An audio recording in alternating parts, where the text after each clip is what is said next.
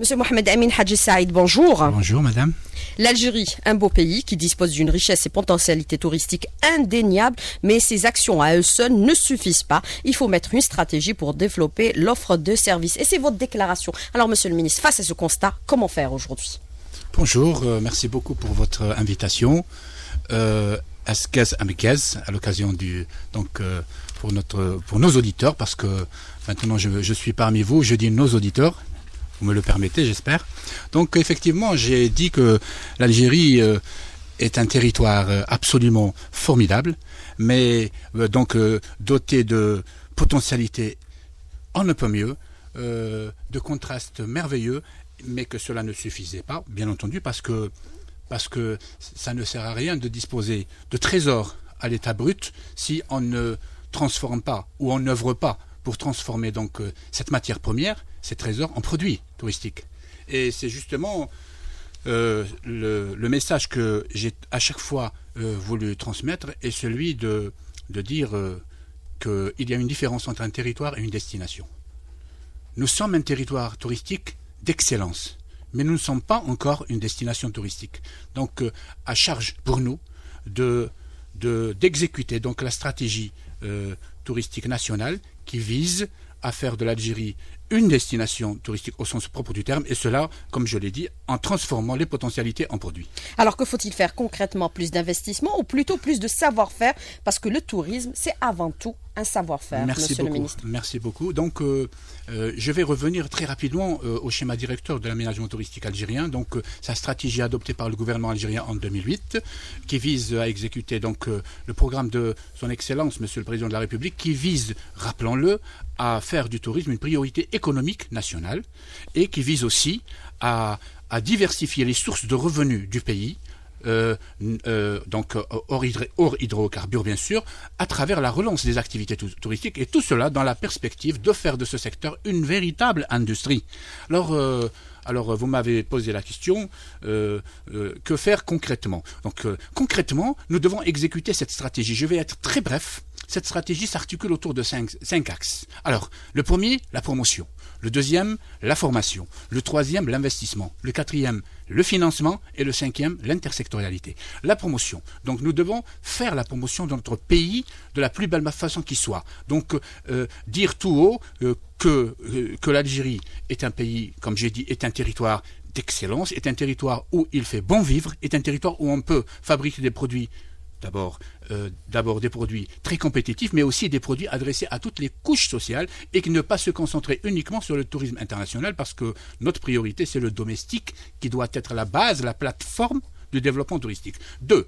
On ne peut pas faire de la promotion si on n'est pas sûr d'être à la hauteur de la confiance de celui qui est appâté par cette promotion. C'est pour cela que le savoir-faire vient à point nommé pour justement parfaire l'acte touristique, et là-dessus, je dois dire que le gouvernement algérien accorde une importance toute particulière, dans la mesure où il y a une carte de la formation touristique qui a été approuvée par le gouvernement.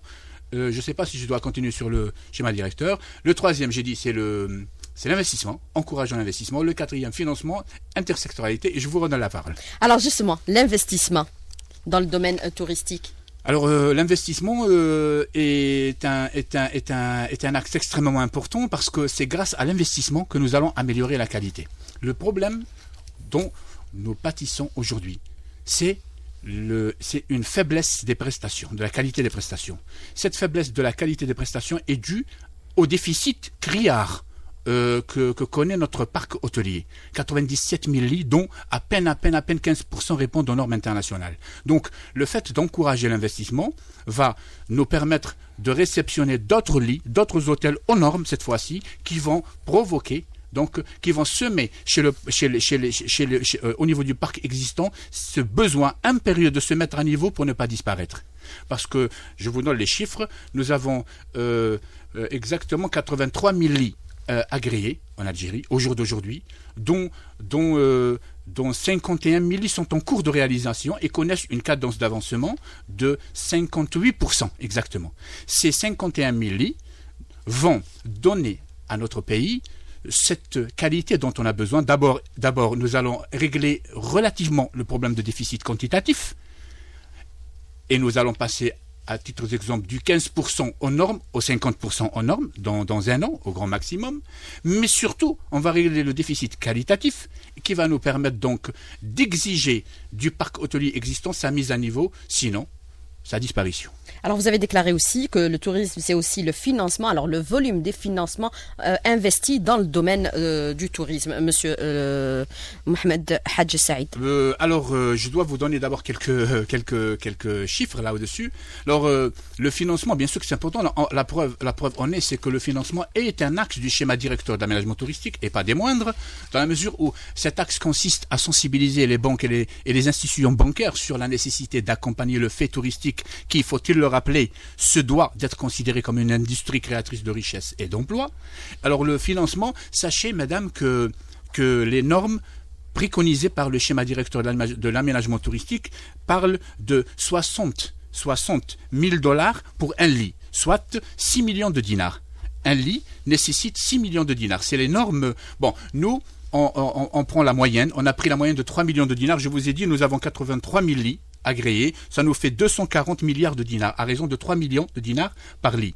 Bien sûr, quand on dit 6 millions de dinars par lit, ça suppose le matériel, donc la réalisation du lit avec tout ce que cela induit, et l'immatériel, parce que le touriste ne vient pas que pour dormir. Il y a la restauration, il y a le musée, il y a l'accompagnement, toutes les structures d'accompagnement nécessaires donc à son bon séjour. Alors, nous avons donc fait des conventions avec 6 banques, je vous les cite, la CNEP Bank, le CPA, le FGAR, Joseph Istithmar, la Badr et la BDL.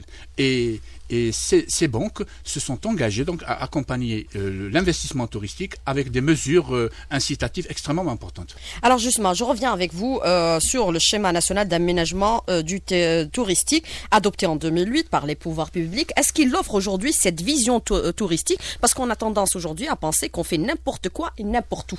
Non. Justement, il ne faut surtout pas faire n'importe quoi et n'importe où. En témoigne, nous avons 48 schémas directeurs d'aménagement touristique de wilaya actuellement en cours de réalisation.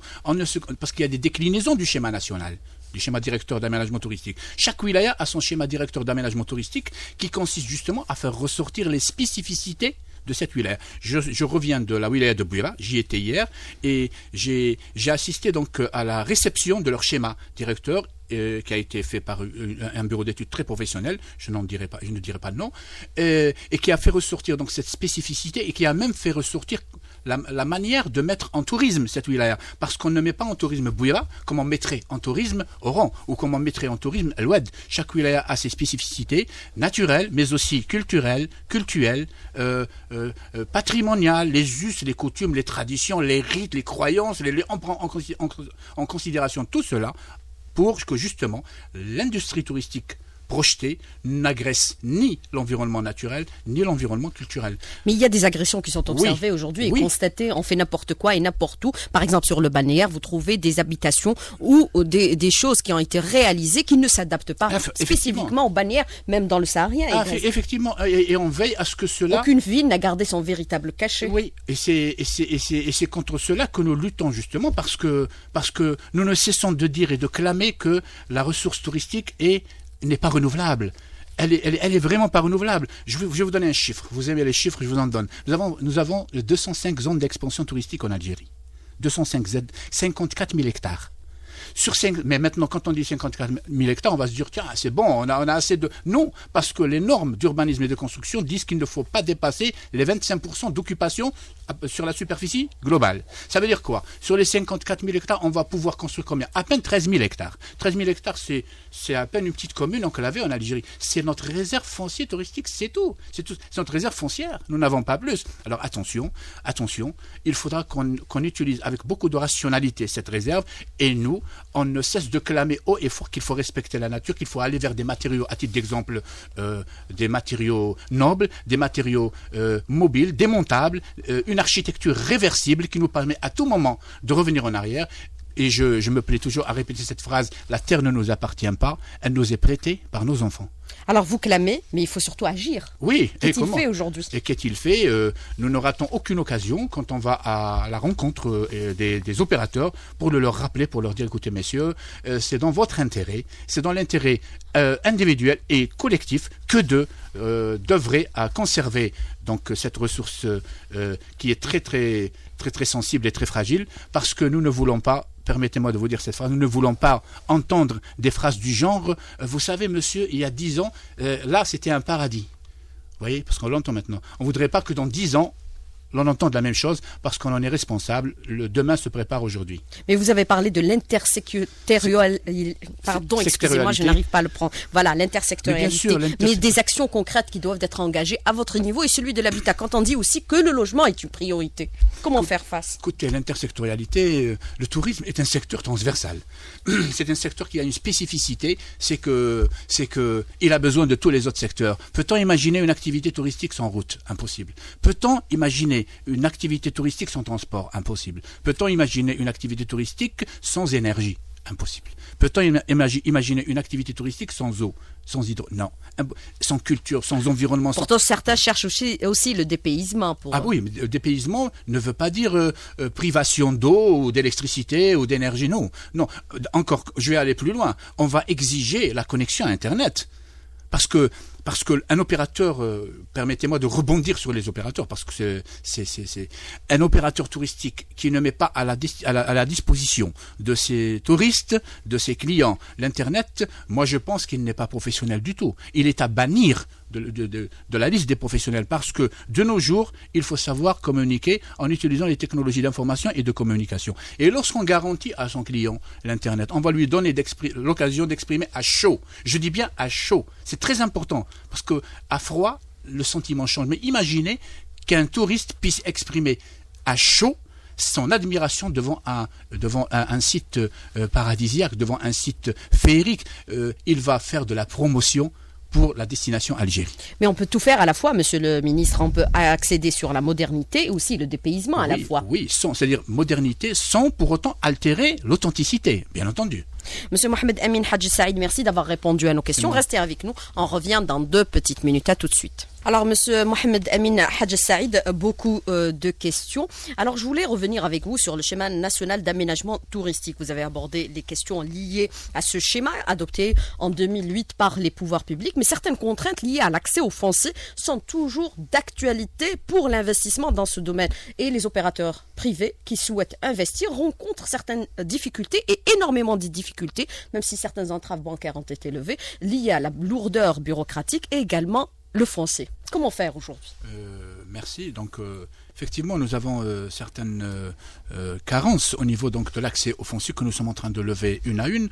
Je vous en donne très rapidement quelques-unes. Nous sommes en train de revisiter la loi 0303 donc qui concerne les zones d'expansion touristique dont je vous ai parlé, les 205, pour justement donner la possibilité aux propriétaires à l'intérieur de ces aides d'investir sans pour autant attendre donc la réalisation d'un plan d'aménagement touristique ou alors encourager les investisseurs désireux d'investir au niveau de la totalité de la Z à faire eux-mêmes le plan d'aménagement. Donc c'est autant d'idées que nous sommes en train de soulever au niveau de notre département pour faciliter l'accès à l'investissement, parce que je ne vous le fais pas dire, il faut investir, il faut encourager l'investissement en Algérie pour pallier donc au déficit dont on a parlé antérieurement.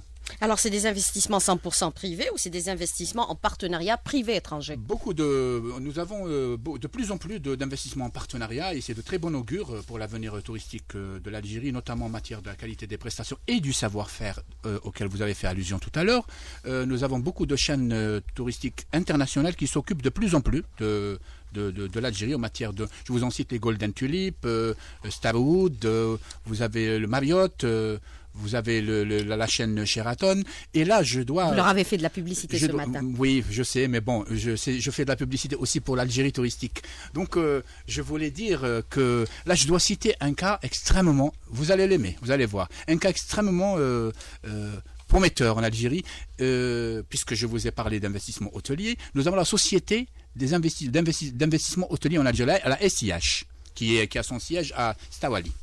qui a réalisé, pour l'information, le Marriott de Tlemcen, qui est en train de réaliser celui de Constantine, qui a fait plein de Sheraton, et qui est en train de réaliser, au moment où je vous parle, une école de formation hôtelière à Ain Benyen. Une école de formation hôtelière de 880 places pédagogiques qui va être réceptionnée au grand maximum à la fin de l'année en cours, et qui va être gérée en partenariat avec une école de formation hôtelière de Lausanne, de Suisse. N'est-ce pas de bon augure? Donc, pour vous dire que nous avons de plus en plus des investisseurs conscients qu'il ne suffit pas d'investir, que le hard est important, mais que le soft est encore plus important. C'est beau de réaliser de beaux hôtels, c'est beau de réaliser de belles infrastructures d'accueil, mais c'est encore beaucoup plus beau que de confier ces infrastructures aux professionnels pour les gérer. Parce que, laissez-moi juste vous dire, parce que il faut se rendre compte qu'on a besoin de beaucoup plus de temps pour former un gérant, 4 ans, que pour réaliser un hôtel. Mais justement, par rapport à cet investissement pour promouvoir la destination Algérie, nous avons beaucoup d'opérateurs étrangers qui souhaitent investir en Algérie. Or que la règle des 51-49 pose problème aujourd'hui pour certains d'entre eux. Est-ce que le gouvernement réfléchit éventuellement à assouplir cette disposition, puisqu'à un moment donné, on l'a laissé entrevoir qu'éventuellement, ça pourrait être des cas par cas? Non, pour le moment, nous campons sur notre position. Donc, nous persistons et nous signons pour dire que on doit maintenir cette règle des 49-51% pour permettre donc à la partie algérienne d'avoir une certaine majorité. Et puis je ne vois pas vraiment quelle incidence cela peut avoir sur l'attractivité que peut représenter notre pays aux yeux des investisseurs étrangers qui, je vous l'assure, jettent de plus en plus leur dévolu sur l'Algérie en matière d'investissement. Mais cette disposition est liée un peu au transfert, par exemple, de capitaux. Or qu'un hôtel, c'est un investissement, on ne va pas le transférer. Si on le construit ici en Algérie, on ne va pas le prendre. Non, c'est clair qu'on ne va pas le prendre. De toutes les façons, nous considérons que ce n'est pas vraiment une entrave, parce que nous remarquons, du fait que nous rencontrons très souvent les partenaires de certains établissements hôteliers en Algérie, nous remarquons qu'ils n'en font pas vraiment une entrave, qu'ils ne le prennent pas vraiment comme ça. Donc, est-ce qu'on peut considérer aujourd'hui que, par exemple, pour l'investissement dans le domaine touristique, la destination Algérie intéresse beaucoup plus les pays du Moyen-Orient que les Occidentaux? Non. La destination Algérie a de quoi intéresser toutes les couches, enfin tous les types de touristes. Et je vous dis à titre d'exemple. Non, dans le domaine de l'investissement. D'accord. Non. Dans le domaine d'investissement, nous voyons de plus en plus de chaînes occidentales donc évoluer en Algérie. Et c'est la parfaite illustration, comme je vous l'ai dit, de l'intérêt qu'accordent ces chaînes à notre pays, sachant que leur seule condition, je le dis haut et fort, la seule condition que ces chaînes exigent, c'est un hard en bonne et due forme. C'est-à-dire un établissement hôtelier qui réponde aux normes et qui leur permet de s'exprimer pleinement en matière de prestations. Alors, le volume global et l'enveloppe globale d'investissement dans le domaine touristique? Alors, 83 000 lits, 240 milliards de dinars. Ça, c'est pour le privé. Maintenant, pour le public, vous le savez, mais je le répète volontiers, 70 milliards donc, de dinars pour le secteur public, dont j'anticipe, dont 12 milliards pour la réhabilitation et la modernisation de 8 stations thermales en Algérie. Alors justement, pour le public, la mise à niveau des hôtels, certains sont carrément fermés dans certaines localités, notamment au niveau du sud du pays, alors que leur réhabilitation était un projet qui était en cours et du coup, ça a été totalement abandonné. Et ça diminue l'offre hôtelière. Effectivement, pour ce qui est de l'opération de réhabilitation, il y a beaucoup de choses à dire. Il y a certains établissements qui ont été magnifiquement réhabilités. C'est le cas des Ianides de Tlemcen, Kerdada aussi, à Bou Saada, El Jazer, l'Orassi. Donc, plus ou moins, nous avons donc réussi à les relifter. Maintenant, beaucoup d'établissements n'ont pas encore vraiment démarré parce que l'enveloppe allouée n'est pas suffisante pour certains. Vous savez, quand on veut aller vers l'excellence, il faut mettre les moyens aussi. Donc nous sommes en train de suivre au cas pour cas ces 63 établissements publics qui ont disposé, donc, comme je dis, d'enveloppes financières en vue de leur réhabilitation, extension et modernisation.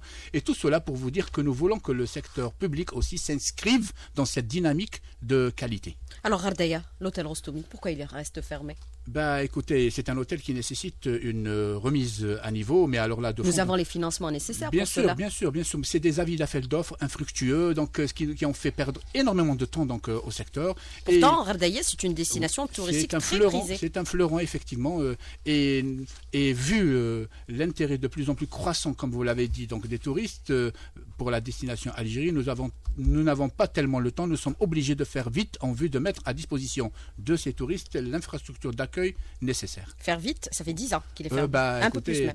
Il n'est jamais trop tard pour bien faire. Alors le tourisme, ça n'a rien aujourd'hui, c'est la saison. Est-ce qu'on peut considérer que la saison, de par ce qui se produit au niveau de nos frontières, est relativement compromise? Vous savez, là, c'est des données géopolitiques. Effectivement, ce qui se passe à nos frontières risque d'altérer un petit peu la visibilité de l'image de notre tourisme saharien. Mais là, la solution, je vous le dis tout de go, la solution réside dans une approche de communication agressive, offensive. Nous devons donc communiquer tout azimut pour dire que l'Algérie, et on le dit avec beaucoup de fierté aussi, est un pays serein, stable, sécurisé, qui ne souffre d'aucune forme d'insécurité, et que c'est un pays où il fait bon vivre. Alors, 700 projets dans le domaine hôtelier, c'est le chiffre que vous avez communiqué tout à l'heure. Ils sont en voie de réalisation, qui vont totaliser plus de 51 000 lits. Mais est-ce suffisant et est-ce la solution? Puisque pour certains experts, le tourisme, avant d'être une manne financière, c'est avant tout un savoir-faire ou une façon de promouvoir l'image d'un pays. Et surtout cela dont on a besoin aujourd'hui avec l'étendue de notre territoire. Absolument. D'abord, je rectifie, par rectifier, j'ajoute, il y a 51 000 lits en cours de réalisation. Qui connaissent un taux d'avancement réel. Il y a 30 000 lits en souffrance, c'est-à-dire soit non lancés, soit à l'arrêt. Parce que j'ai avancé le chiffre de 83 000 lits, agréés par le ministère du Tourisme et de l'Artisanat, dont 51 000 lits en cours de réalisation. Alors, pour répondre à votre question, non. Bien sûr que l'hôtellerie ne suffit pas pour développer le tourisme. Le tourisme, je vais vous le dire d'une autre façon, le tourisme est un art. Et comme tout art, il a besoin de ses artistes, ceux qui savent justement transformer, comme je l'ai dit, une potentialité en produit. Ceux qui savent. Donc, en plus de l'hôtellerie, nous devons développer beaucoup d'activités connexes. À titre d'exemple, l'activité de guide. On n'en parle pas beaucoup, mais elle est vitale. Elle est vitale par rapport à la réussite ou à l'échec de l'acte touristique. Parce que Mais ils ont tous disparu pratiquement, ils n'existent pas, même au niveau des agences de voyage. Si, il y en a quand même quelques-uns. Ce n'est pas suffisant, nous en sommes extrêmement conscients. Nous avons donc intronisé une formation de guide. Alors, guide national, c'est un diplôme d'études supérieures. Guide local, c'est l'équivalence d'un technicien supérieur. Ce que je voulais dire, c'est qu'on ne vend pas un produit touristique comme on vendrait un produit industriel. On ne vend pas un séjour comme on vendrait un PC portable. Un séjour se vend de façon spécifique. Le produit touristique est un produit subjectif. Le produit touristique, d'abord, c'est un des rares produits qu'on paye avant de consommer, n'est-ce pas? Ce qui fait que nous devons de mettre l'activité touristique entre les mains de professionnels susceptibles donc de prendre soin de l'image et de la crédibilité de la destination Algérie. Mais justement, à quoi sert notre présence aux foires internationales si on n'arrive pas justement à drainer des touristes? Et nous arrivons donc au cœur j'allais dire, de la problématique. La présence de l'Algérie au salon et autres foires internationaux est là justement pour défendre l'image de la destination Algérie au niveau de ces salons, au niveau de ces pays, au niveau de ces capitales. Par exemple, nous allons partir à Madrid prochainement. Il ne faut pas aller à Madrid comme on irait à Milan. Il ne faut pas aller à Milan comme on irait à Paris. Chaque salon, chaque destination, on doit la prendre selon ses spécificités. Un petit exemple pour finir. Malheureusement, nous n'avons pas le temps parce que c'est passionnant.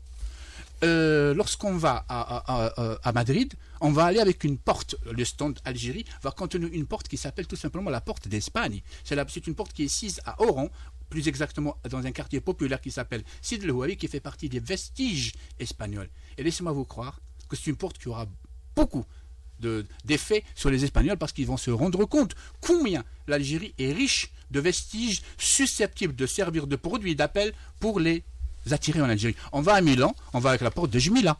On va pas avec la porte d'Espagne. On va à Berlin, on change. Vous comprenez que communiquer aussi est un art et nous devons communiquer en utilisant le canal adéquat, le code adéquat et les moyens de communication adéquats.